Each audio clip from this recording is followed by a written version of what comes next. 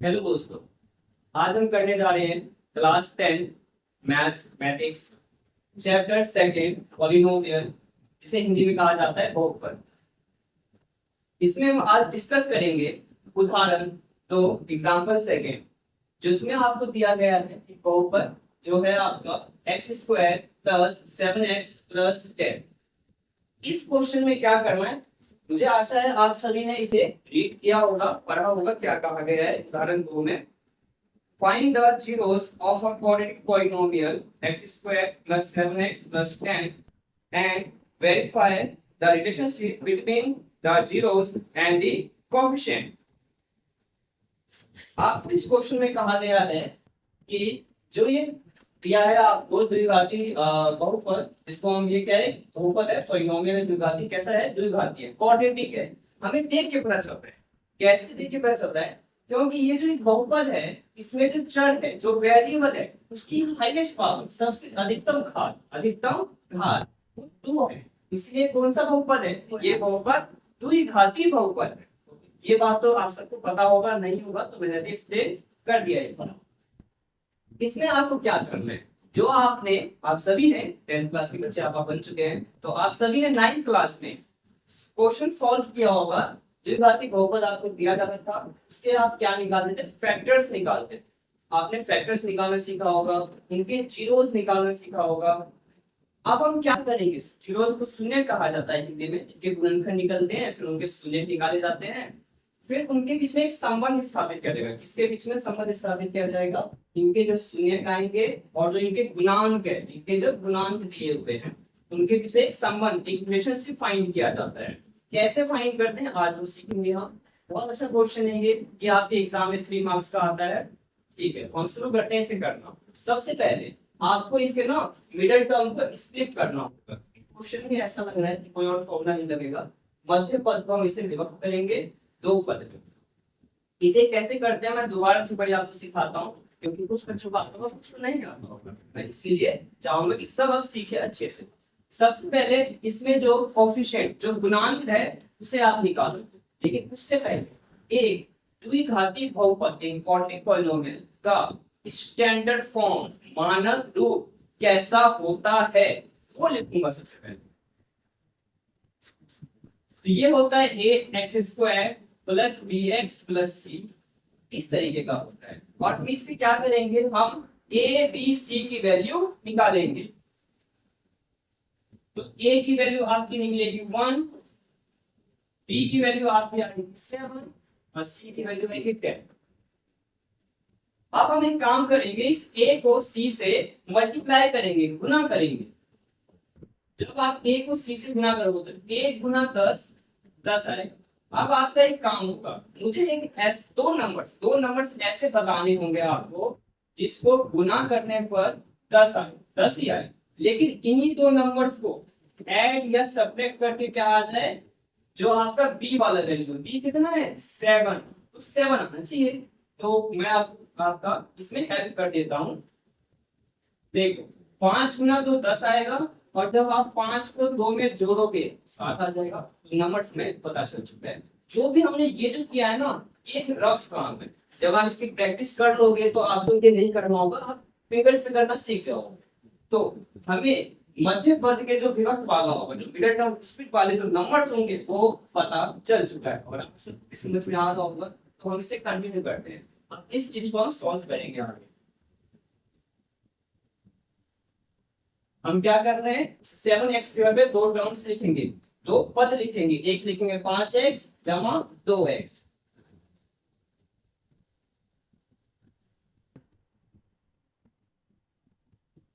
हमने इस जगह पे 2 टर्म्स लिख लिए। अब इन दोनों में से कॉमन निकालो और इन दोनों में से कॉमन निकालो। तो x² और 5x में जब आप कॉमन निकालेंगे, कॉमन मतलब कनिष्ठ निकाला जाएगा, तो एक x आएगा और x प्लस 5 इसमें ब्रैकेट में आ गया। यहाँ पे जो भी साइन होगा वो चुपचाप से लगा देना, 6 वाला फॉर्म। अगर आप साइन चेंज करोगे तो गड़बड़ हो सकता है। तो यहाँ जो भी साइन है वो लगा दिया, इनमें से कॉमन निकालोगे, तो 2 कॉमन आएगा, x प्लस 5। और जब आपका ये दोनों बॉक्स सेम बनेगा, इसका मतलब आपने बहुत अच्छा किया है, आप बहुत अच्छा कर रहे हैं, बहुत बढ़िया। अपने आप को शाबाशी दीजिए। अब x प्लस 5 का ये जो दो बॉक्स बने ना इनको एक बॉक्स बना दो,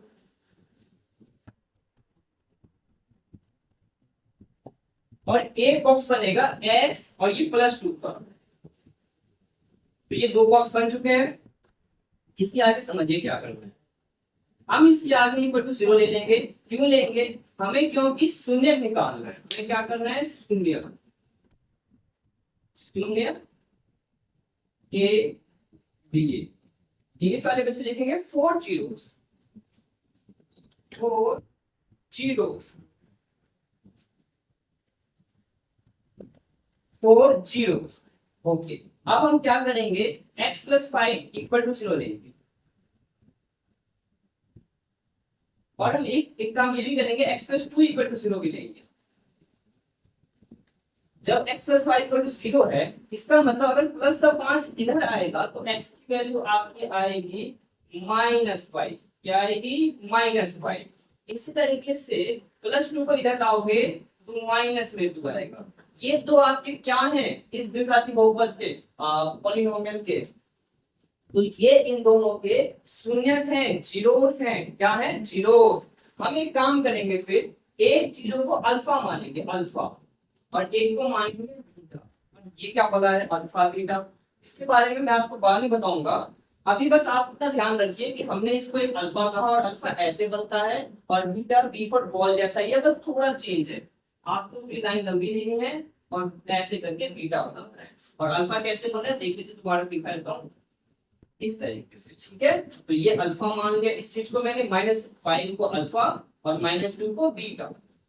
यहाँ तक आई होप आप सभी को क्लियर हो गया होगा। तो हमने जो ये काम किया है, इसमें हमने क्या करा है? शून्य निकाला है, जीरोस निकाले हैं। अब क्या करेंगे? अब शून्य और बहुपद के जो गुणांक है, जो कोएफिशिएंट है, इनके बीच में रिलेशन, संबंध निकालेंगे। संबंध निकालेंगे कैसे, ये समझिए। सबसे पहले फॉर्मूला होता है sum of the zeros. sum of the zeros। sum of the zeros इसको हिंदी में बोलते हैं शून्यकों का योग। शून्यकों का योग।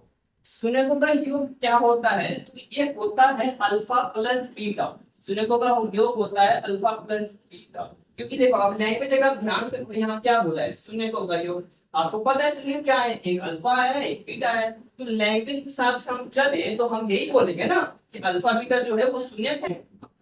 अगर उनका योग करना है तो अल्फा प्लस बीटा लिखेगा। सम ऑफ द जीरोस तो अल्फा प्लस बीटा। लेकिन फॉर्मूला कहता है सम ऑफ द जीरोस होता है -b/a, और ये हो गया हमारा अल्फा प्लस बीटा।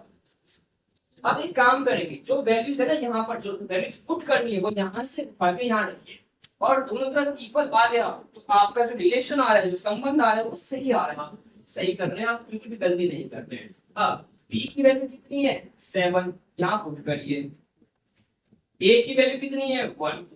अल्फा की वैल्यू आई है -5, को ऐड करना है, जमा करना है। b की वैल्यू कितनी आई है? -2। देखो -7 वैसे इन दोनों को ऐड करेंगे, ऑब्वियस बात है, तो माइनस है। तो सम ऑफ द जीरोस क्या है? -7। दोनों तरफ सेम आया तो आप यहाँ तक सही कर रहे हैं। ओके, ये हो गया पहला संबंध निकाला है हमने इनके बीच का। दूसरा क्या है? दूसरा होता है शून्यकों का गुणनफल।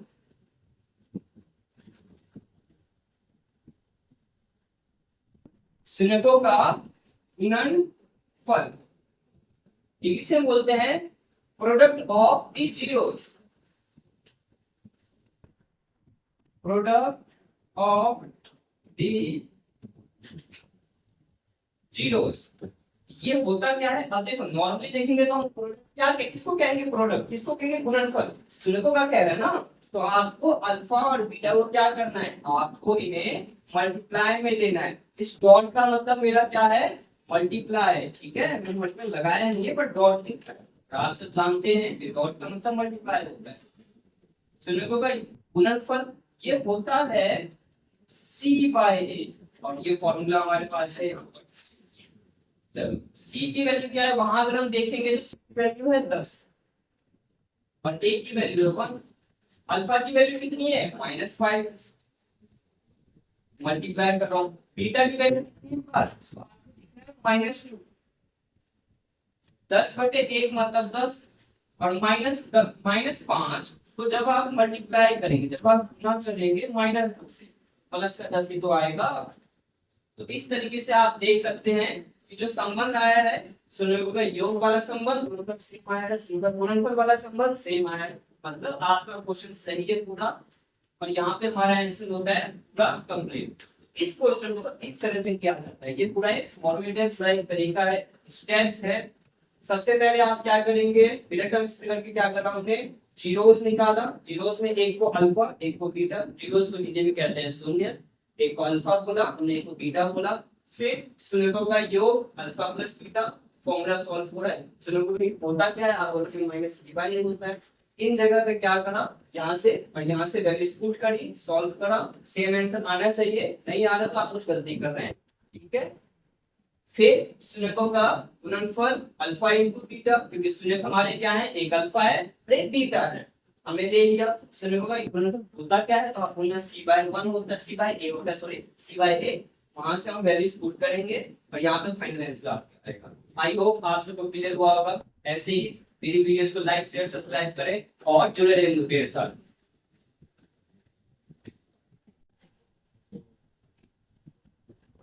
तो दोस्तों आज हम जो पिछली क्लास में किया था उससे आगे बढ़ने वाले हैं। अब हम करेंगे एग्जांपल थर्ड, उदाहरण तीसरा, जिसमें हमें मिल रहा है x² - 3। इसमें भी क्या करना है आपको, सबसे पहले इनके शून्य जीरोस आपको फाइंड करने हैं, ज्ञात करने हैं। उसके बाद क्या करना है, उसके बाद शून्य को और इनके गुणांकों के बीच में जो संबंध है उनकी सत्यता का जांच करना है, पता लगाना है, ठीक है।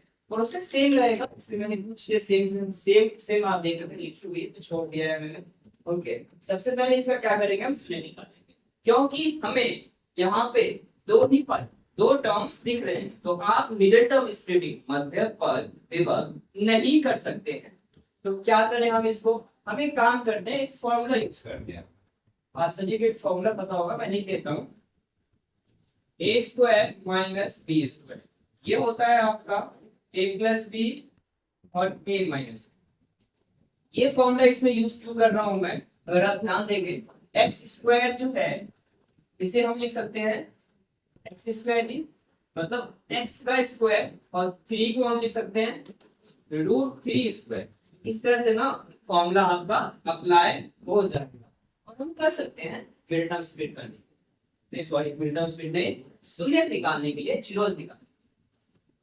यहाँ से आपका बनेगा इस तरह से, कैसे देखो, x + √3 एक बॉक्स बनेगा और एक बनेगा x - √3 का बॉक्स इक्वल टू 0। 0 इक्वल में लिया, शून्य हमें ज्ञात करना है, 4 जीरोस, ठीक है।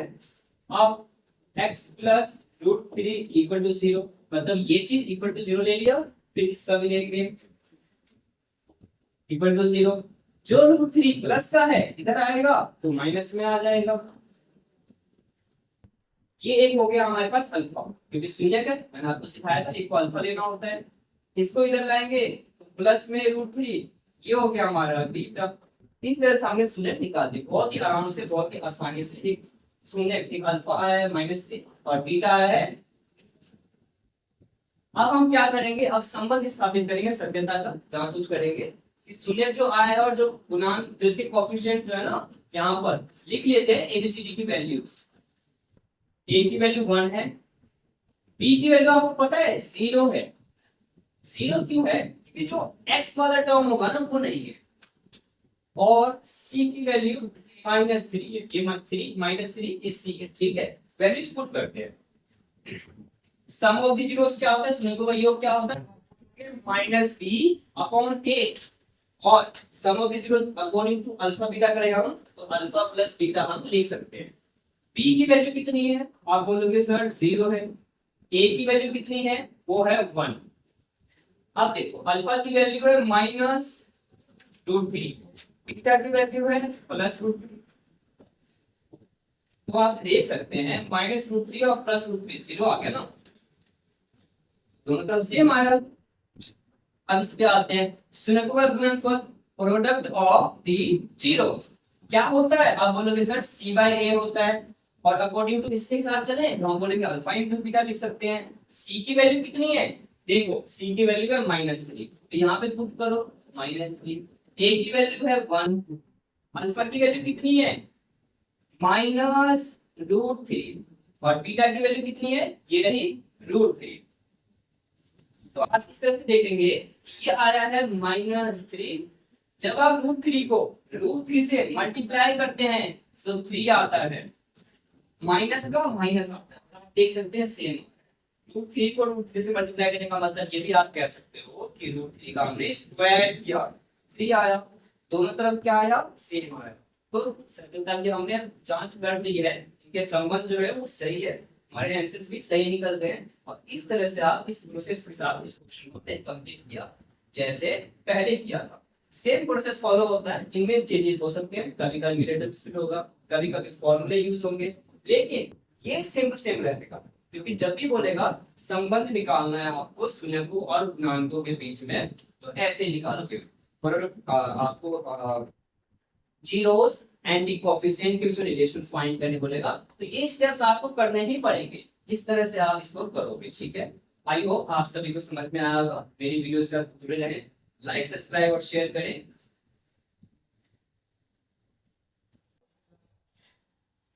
आपको इसका लाइन रिमूव करने में मजा आएगा।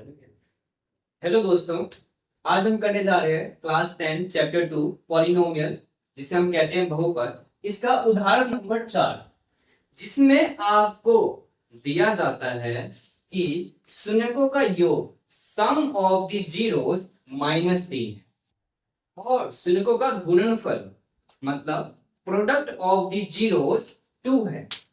तो आपको वो बहुपद, वो पॉलिनोमियल फाइंड करना है, ज्ञात करना है, जिसके ये दो चीज दिए हुए हैं। कैसे करते हैं, क्या चीजें यूज होंगी, शुरू करते हैं इसे जो करना। तो ध्यान लगे यहाँ पर सबसे पहला चीज जो आपको -3 दिया है वो क्या है, आपको क्वेश्चन रीड करिएगा। एनसीईआरटी बुक हम सॉल्व कर रहे हैं, उदाहरण नंबर 4 आप चैप्टर 2 का देखेंगे तो आपको देखने को मिलेगा, कहा गया है कि शून्यकों का योग, जिसे हम सम ऑफ द जीरोस कहते हैं, वो है आपका -3। एक तो ये चीज आपको दिया है, एक चीज आपको दिया है शून्यकों का गुणनफल जो है 2। शून्यकों का गुणनफल वो कितना है? 2। ये दो चीजें आपको दी गई है बड़े ही सफाई के साथ। अब क्योंकि हमें एक बात पता है कि जो एक बहुपद होता है, जो एक पॉलिनोमियल होता है, और हम जो कर रहे हैं वो क्वाड्रेटिक पॉलिनोमियल पे काम कर रहे हैं, क्योंकि दो शून्यकों का रिलेशन दे रहा है। हमें ये बात पता होना चाहिए कि स्टैंडर्ड फॉर्म कैसा होता है, मानक रूप कैसा होता है। ये होता है ax² + bx + c, इस तरीके का होता है, ठीक है। शून्यकों का योग होता क्या है, क्या होता है, तो आप सब ये बात जानते होंगे। ये होता है सर -b/a, ये फॉर्मूला है इसका सम ऑफ द जीरोस का, और ये कितना है? -3। क्या इसके नीचे 1 लिख सकता हूं? आप बोलेंगे हाँ सर लिख सकते हो 1। तो शून्यकों का गुणनफल ये होता है c/a, और ये 2 जो है इसे 2/1 लिख सकते हैं। अब आप कुछ नहीं करना है, बस कंपेयर करना है। आप ध्यान दीजिए, ये a यहाँ पे 1 है, ये a यहाँ पे 1 है, होना चाहिए भी, नहीं होगा तो हम इसको बैलेंस करेंगे। अभी आपको मिल रहा है, बहुत अच्छी बात है। एक काम करना है, बस अब वैल्यूज लिखनी है। a की वैल्यू 1 आ गई, कैसे पता लगा? कंपेयर करके, a1 यहाँ भी a1, ठीक है। देखिए -b की वैल्यू -3 है, -b की वैल्यू -3 है, इसका मतलब ये है कि b की वैल्यू सर 3 है, क्योंकि -b अगर -3 होगा तो माइनस माइनस करोगे तो b तो ओके क्लास। तो हमने a b c की वैल्यू निकाल ली है, बस अब कुछ नहीं करना है। जो एक द्विघात बहुपद होता है ना, मैंने आपको बताया था कि उसका मानक रूप ये रहा। इस वैल्यूज को यहाँ पे पुट कर दो, रख दो उसके मान को, और आपका आंसर आ जाएगा। तो 1x², ठीक है, प्लस b की वैल्यू प्लस वाला 3 है तो प्लस ही लिखूंगा ना यहाँ पे, 3x एंड प्लस c की वैल्यू 2। तो ये वो बहुपद है, द्विघाती बहुपद है, क्वाड्रेटिक पॉलिनोमियल है, जिसके शून्यकों का योग -3 होगा और इन्हीं का शून्यों का गुणनफल 2 होगा। तो फाइनली हमारा आंसर आ चुका है। बहुत ही आसान क्वेश्चन होता है, इजी क्वेश्चन होता है। आपको इस प्रोसेस के साथ इस तरीके से आपको सॉल्व करना है। आई होप आप सबको समझ में आ गया होगा। फिर हम मिलेंगे जल्दी ही। मेरे वीडियो को जब तक लाइक करिए, सब्सक्राइब करिए, शेयर करिए और मेरे साथ बने रहिए।